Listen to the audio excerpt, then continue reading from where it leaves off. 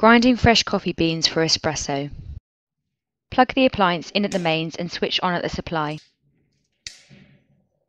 Take off the lid, fill the container with the desired amount of fresh coffee beans and replace the lid.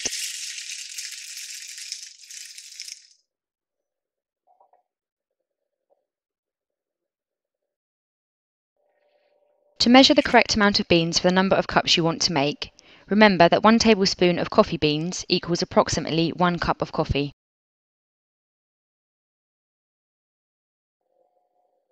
Turn the quantity dial to the number of cups you want to make. Turn the grinder dial towards a fine setting. Press the on-off button once to start the grinding process. When the coffee is ground to a fine enough consistency, the grinder stops automatically.